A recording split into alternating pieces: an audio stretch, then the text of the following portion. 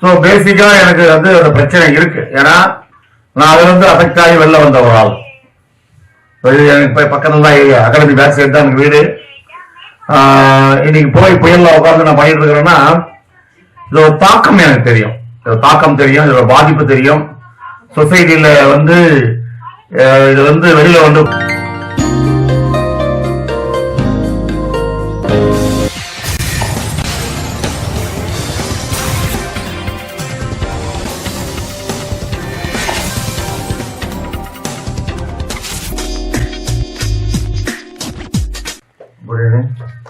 Kumaran miracle foundation.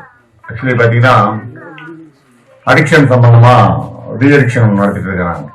கிட்டத்தட்ட ஒரு 13 வருஷமா ரீஅடிக்ஷன் சென்டர் நடத்திட்டு இருக்கேன். சொசைட்டில ஒரு பிரச்சனையான ஒரு விஷயம், சொசைட்டில ஒரு பிரச்சனையான ஒரு விஷயத்த ஒரு 13 வருஷமா ஹேண்டில் பண்ணிட்டு இருக்கேன். கிட்டத்தட்ட ஒரு 2000 பேருக்கு மேல வேலை செஞ்சிருக்கேன். 2000 பேருக்கு மேல வேலை செஞ்சுட்டு இருக்கேன். அதுல ஒரு 1600 பேர் இன்னைக்கு ஒரு அருமையான வாழ்க்கை வாழ்ந்துட்டு இருக்காங்க. 2010ல ஸ்டார்ட் பண்ணேன். நான் 2010ல மே 2 ஸ்டார்ட் பண்ணேன். கிட்டத்தட்ட 13 வருஷங்கள் ஆயிடுச்சு. 2 பிரான்ச் பண்ணிட்டு இருக்கேன். ஒன்னு புழல்ல, இன்னொன்னு மதுராந்தகத்துல.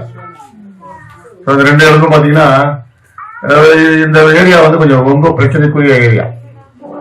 நிறைய இஷ்யூஸ், நிறைய லீகல் இஷ்யூஸ், எல்லாமே நிறைய சந்திக்கக்கூடிய ஒரு விஷயம்.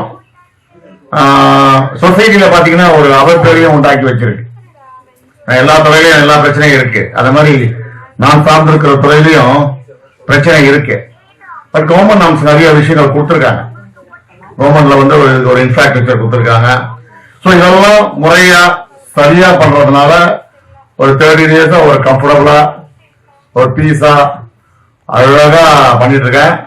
இன்னொன்னு இதுல கிடைக்கிற ஒரு பெரிய ஒரு ஆத்மா சந்தோஷம், அந்த அந்த அது விஷயத்துக்கு விவரிக்க முடியாது. இது கமர்ஷியலாவும் இருக்கு, இது சர்வீஸும் இருக்கு. ஏன்னா இதுக்கு ஒரு டீம் இருக்கு. ஆக்சுவலா இதுக்கு ஒரு டீம் வச்சிருக்கேன் நானு.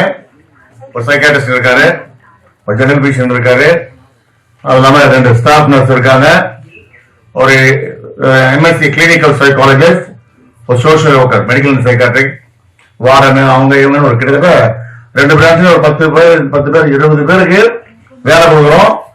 அந்த 20 பேருமே இந்த ஒர்க்கை நேசிச்சு செய்யறவங்களால தான் அதை செய்ய முடியும். ஏன்னா அந்த சோசியல் வெல்ஃபேர், அதாவது காமன் வெல்ஃபேர் உள்ளவங்களால தான் இதை பண்ண முடியும். ஸோ பேசிக்கா எனக்கு வந்து அந்த பிரச்சனை இருக்கு. ஏன்னா நான் அதுல இருந்து அஃபெக்ட் ஆகி வெளில வந்த ஒரு ஆள். எனக்கு பக்கத்துல தான் ஏரியா, அகாடமி பேக் சைடு தான் எனக்கு வீடு. இன்னைக்கு போய் புயல்ல உட்காந்து நான் பண்ணிட்டு இருக்கிறேன்னா இதோட தாக்கம் எனக்கு தெரியும், தாக்கம் தெரியும், இதோட பாதிப்பு தெரியும். சொசைட்டில வந்து இது வந்து வெளியில வந்து கொண்டு வர்றதுங்கிறது ஒரு பெரிய மிராக்கல்ல பேர் வச்சது காரணமே அதுதான். ஏன்னா அது பெரிய விஷயம். ஒருத்தர் வந்து மீள்றதுங்கிறது வந்து பெரிய விஷயம்.